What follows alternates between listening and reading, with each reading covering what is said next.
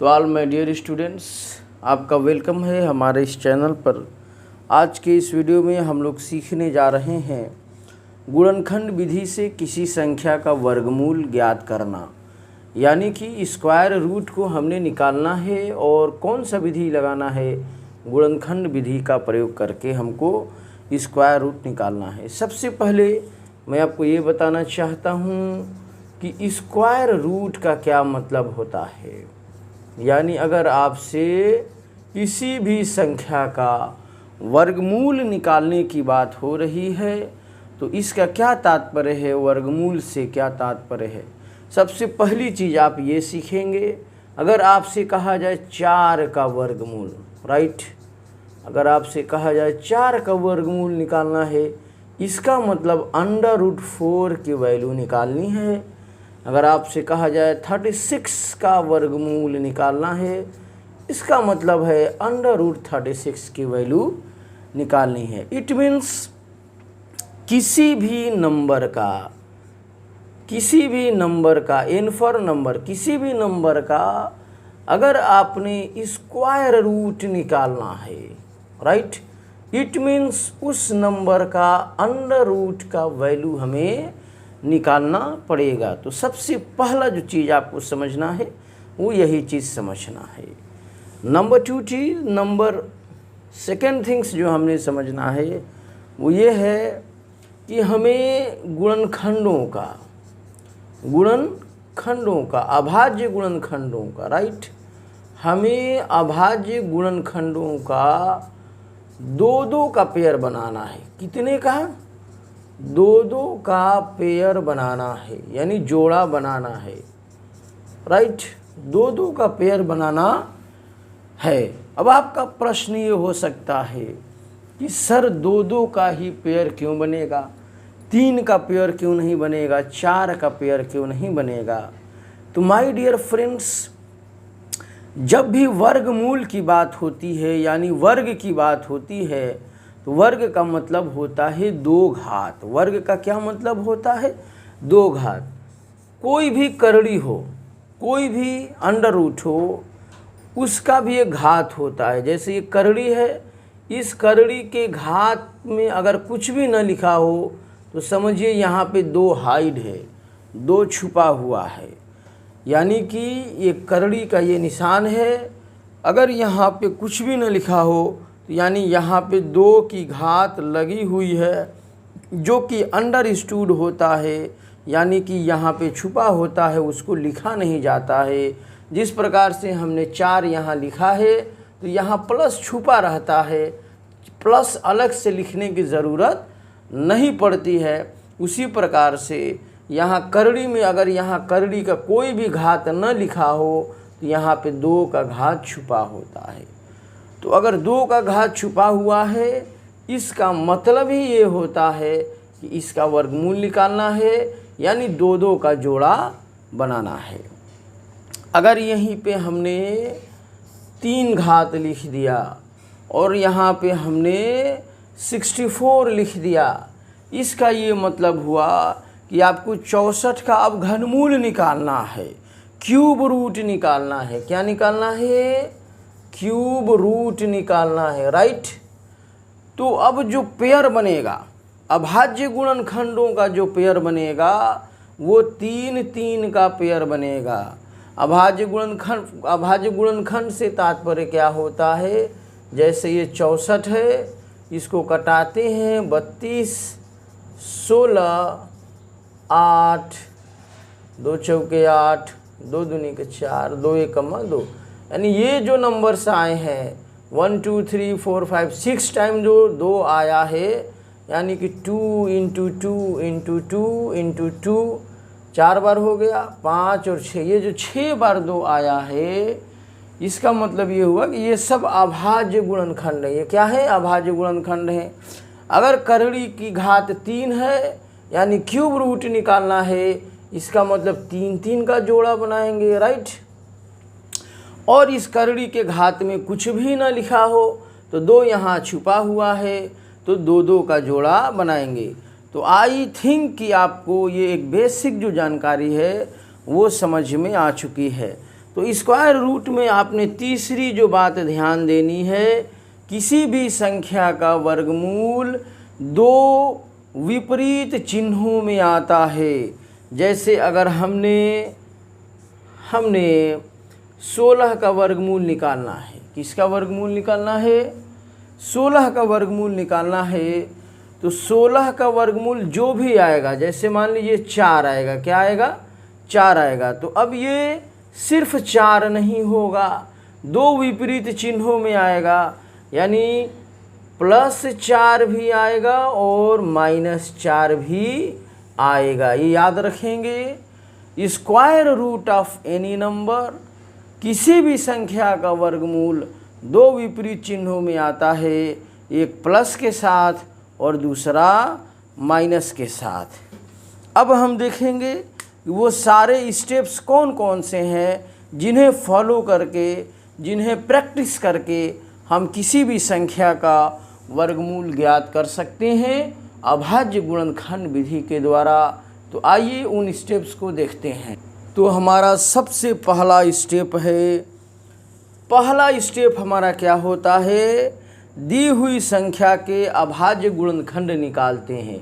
जो संख्या दी हुई है उस संख्या का अभाज्य गुणनखंड निकालते हैं, राइट। दी हुई संख्या का क्या निकालते हैं? अभाज्य गुणनखंड निकालते हैं। ये हमारा पहला स्टेप होगा, यानी we find the prime factor of given number. अभाज्य गुणनखंड का मतलब क्या होता है? Prime factor, prime factor. मैं बताऊंगा कि अभाज्य गुणनखंड ही क्यों कहा जाता है, क्योंकि जो संख्याएं आएंगी वो अभाज्य संख्याएं आएंगी। अभाज्य संख्याओं से तात्पर्य ये होता है any number which is only divisible by 1 and it's self, यानी कोई भी ऐसी संख्या जो 1 से कट जाए और खुद से कटे वो अभाज्य संख्या होती है। जैसे कि 3 हो गया, 3 1 से कटेगा और खुद से कटेगा। 5 हो गया, 1 से कटेगा और खुद से कटेगा। ये सब अभाज्य संख्याएं होती हैं। जब हम अभाज्य गुणनखंड करेंगे तो उस गुणनखंड में जो संख्याएं आती हैं वो अभाज्य संख्याएं आती हैं। इसीलिए इस नियम को अभाज्य गुणनखंड विधि भी कहा जाता है। तो सबसे पहला स्टेप हमारा ये है कि हम जो भी संख्या दिया हुआ है उस संख्या का अभाज्य गुणनखंड ज्ञात करते हैं, निकालते हैं। स्टेप नंबर 2, अभाज्य गुणनखंड अगर हम निकाल लेते हैं, उसके बाद जो हमारे गुणनखंड आए हैं उनके समान खंडों के जोड़े बनाते हैं। अभाज्य गुणनखंडों, अभाज्य गुणनखंडों के समान खंडों के जोड़े बनाते हैं, समान खंडों के जोड़े बनाते हैं, राइट। यानी कि उदाहरण के तौर पे जैसे किसी भी संख्या का, जैसे हमने लिखा 2 दूना के 4 दूना के 8 दूना के 16, राइट। उसके बाद हमने लिख दिया 3 गुणे 3 गुणे 3 गुणे 3, राइट। हमने ये एक अभाज्य गुणनखंड लिख दिया है। मान लीजिए किसी संख्या का अभाज्य गुणनखंड इतना ही आया हुआ है, तो इसके मुताबिक अभाज्य और से अभाज्य गुणनखंडों के समान खंडों के जोड़े बनाते हैं। हमने यहाँ एक और लिख दिया 5 गुणे 5। तो समान खंड क्या है जी? 2 और 2 समान है, और जब जोड़ा बनाते हैं तो 2 का जोड़ा बनाएंगे। उसके बाद यहाँ पे बन जाएगा, ये समान खंड है। 3 का 3 से ही जोड़ा बनेगा, क्योंकि 3 और 3 समान है, 3 और 3 समान है, 5 और 5 समान है। तो उम्मीद करता हूँ ये दूसरा स्टेप भी समझ में आया होगा। पहला स्टेप ये है कि सबसे पहले अभाज्य गुणनखंड निकालेंगे। दूसरा स्टेप ये है कि उन गुणनखंडों के समान खंडों का जोड़ा बनाते हैं। उसके बाद द थर्ड स्टेप इज़ प्रत्येक जोड़े से एक नंबर ले लेते हैं। जैसे 2 और 2 का जोड़ा बना हुआ है, इनमें से एक अभाज्य गुणनखंड चुन लेंगे। 2 का यानी 2 ले लिया। उसके बाद यहाँ भी एक 2 ले लिया। उसके बाद यहाँ भी एक 3 ले लिया। उसके बाद यहाँ भी एक 3 ले लिया। उसके बाद यहाँ एक 5 ले लिया। यानी मतलब जो अभाज्य गुणनखंडों के पेयर बने हुए हैं, जोड़े बने हुए हैं, उनमें से एक एक अभाज्य गुणनखंड हम ले लेंगे, राइट। इतना करने के बाद सबका हम आपस में गुणा कर देते हैं और जो इसका गुणनफल आता है, जो इसका गुणनफल आता है वो गुणनफल ही दी गई संख्या का वर्गमूल होता है, दी गई संख्या का वर्गमूल होता है, राइट। इतनी चीज़ों को बहुत स्पष्ट तरीके से हमने समझाया है। अब हम एक एग्ज़ाम्पल देखेंगे जिसके माध्यम से हम समझ जाएंगे कि इससे हमारा क्या तात्पर्य है। तो आइए एग्ज़ाम्पल देखते हैं। तो हमने एग्ज़ाम्पल लिया है 100 का वर्गमूल ज्ञात कीजिए। 100 का वर्गमूल यानी square root, right, square root ज्ञात कीजिए। 100 का वर्गमूल ज्ञात कीजिए, राइट।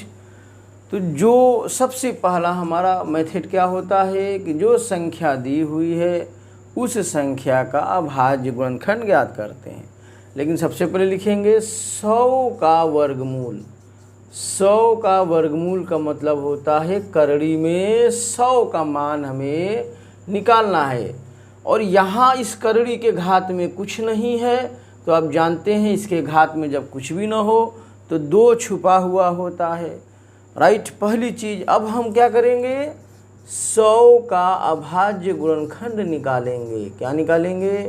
अभाज्य गुणनखंड, यानी कि प्राइम फैक्टर निकालेंगे। इसके बाद हमारा ये दूसरा स्टेप ये होगा, 100 का हम अभाज्य गुणनखंड निकालते हैं। आइए देखिए, हमने यहाँ 100 लिखा है।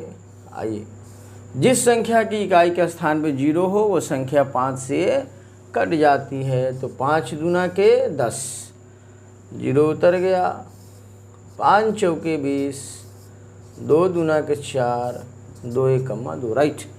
ये हमारा देखिए यहाँ जो संख्याएं आई हैं, ये 5 आया है, ये 2 आया है, ये भी आपका क्या है, अभाज्य संख्या है। ये 2 भी क्या है, अभाज्य संख्या है। देखिए 5 1 से कटता है और 5 से ही कटता है, 2 1 से कटता है और 2 से ही कटता है, यानी खुद से कटता है। और अभाज्य संख्या होता ही वही है जो 1 से कटे और खुद से कटे, इसीलिए इसको बोला जाता है अभाज्य गुणनखंड, राइट। तो अब हमने जो पहला स्टेप था वो हमारा क्या था कि अभाज्य गुणनखंड निकालना है। तो माय डियर फ्रेंड, 100 का अभाज्य गुणनखंड क्या आ गया, 5 गुणे 5 और 2 गुणे 2। दूसरा स्टेप क्या था, समान खंडों के जोड़े बनाने हैं। जैसे 5 और 5 समान है, इसका जोड़ा बन गया, 2 और 2 समान है, इसका एक जोड़ा बन गया। तीसरा स्टेप क्या था, समान खंडों का जो आपने जोड़ा बनाया है उसमें से एक एक अभाज्य गुणनखंड ले लीजिए। यहाँ से 5, यहाँ से 2। अब जो इन दोनों का गुणनफल आएगा वही दी हुई संख्या का वर्गमूल होगा, यानी इन दोनों का गुणनफल कितना आया, 10 आया। इसका मतलब ये हुआ करड़ी में 100, यानी 100 का वर्गमूल क्या होगा, 10, यानी कि 100 का वर्गमूल कितना होगा, 10। ये चीज़ें समझ में आई। अब हम कुछ प्रश्नों को करेंगे, इसी के आधार पर some questions we will see।